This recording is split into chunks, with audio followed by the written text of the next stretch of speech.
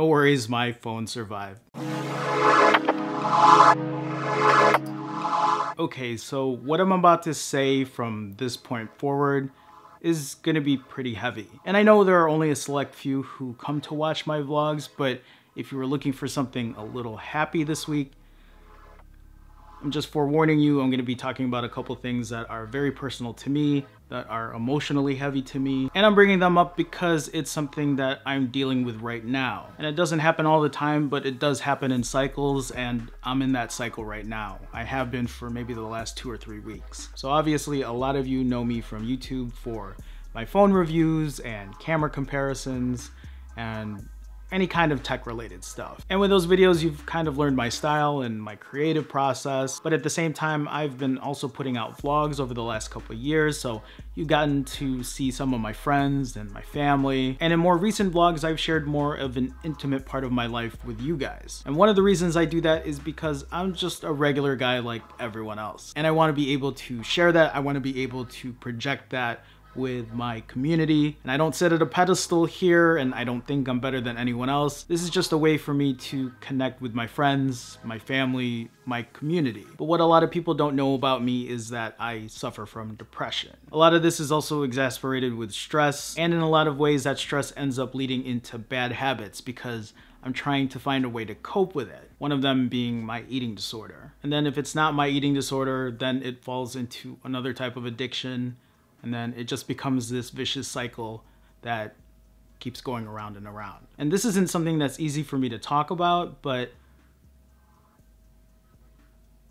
I'm doing YouTube on a regular basis. I'm in front of the camera on a regular basis. And that's not always easy to hide. I try, but lately there have been a lot more bad days than there have been good days. But I'm okay with that because I'm fully aware of my mental health issues and coping with it and struggling through it. And I want to be able to share that with you, and maybe in a way, if there are other people out there who are struggling with similar things, that maybe we can connect on a different level. So if I go back years and years ago, I can tell you that I first remembered I had an issue with eating when I was a teenager. And I recall being about 15 years old, and it was like back when body image and vanity was like super important. Anyway, to shorten this story, I deal with bulimia. And I'd be lying to you right now if I told you that it's something that is completely cured, is something that I never think about, is something that I never do, because that would all be a lie. If you don't know what bulimia is, it's pretty much when you eat, and you eat a lot, and you probably eat way more than you're physically supposed to, and then you throw it all up afterwards, or at least as much as you can. And that's always been a shameful thing for me, and that's always been an embarrassing thing for me, but I don't know how to sometimes get over that. So I will say here that I have gotten help. I used to see a therapist for years, and I used to be on meds for depression.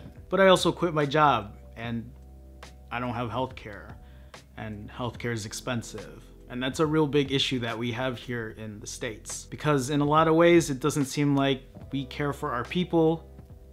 We just care about money. And if you don't have money, then you can't get the help you need. And it's a big reason why I was gone for so long.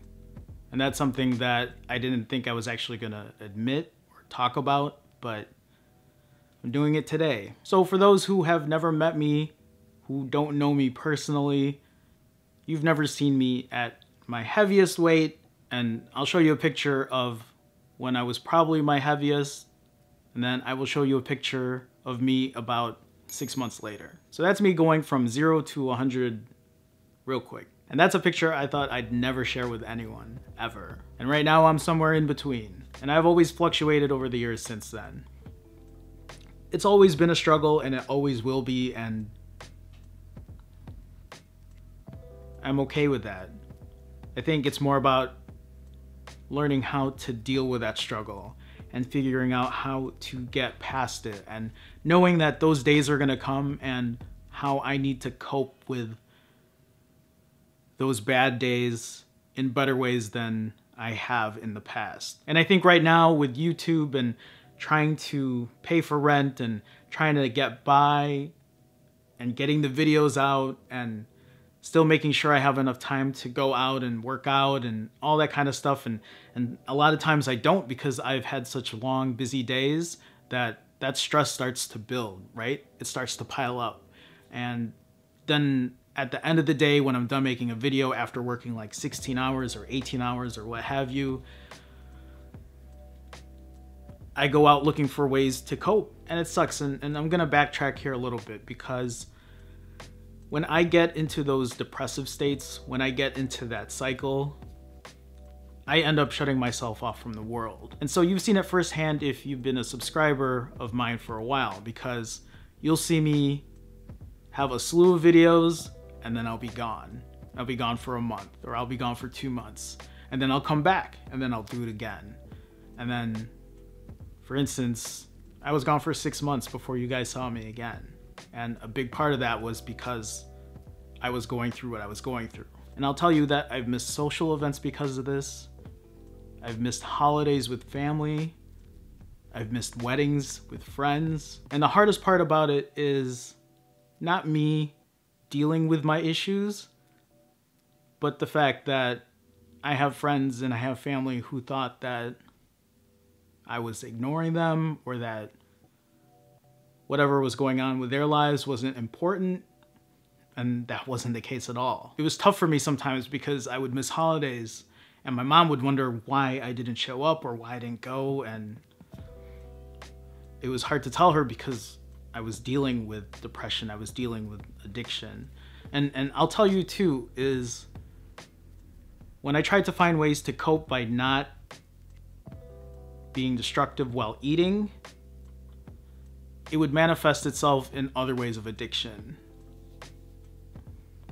And that would come in forms of alcohol, in forms of drugs, and that hasn't been easy. And last year was really difficult for me too, because it was the first time in a long time that I had suicidal thoughts. And luckily, I haven't had thoughts like that since. You know, I've learned to deal with things in different ways, and it's been helpful, but it's just been a real struggle for me right now. And again, in a lot of ways, sitting in front of the camera is a way for me to be accountable, to be able to share my story where I couldn't, or I wouldn't normally share a story like this. It's one of the reasons I've given myself to reach further, to do more, to make a bigger impact. And it's one of the reasons I work with this news organization, because it's a way for me to give back to my city, to be a bigger part than just, you know, be selfish about me. I just want to end this by saying that mental health is an issue that might not affect everybody. It might not make sense to a lot of people. I'll get through it. I'll see you next week.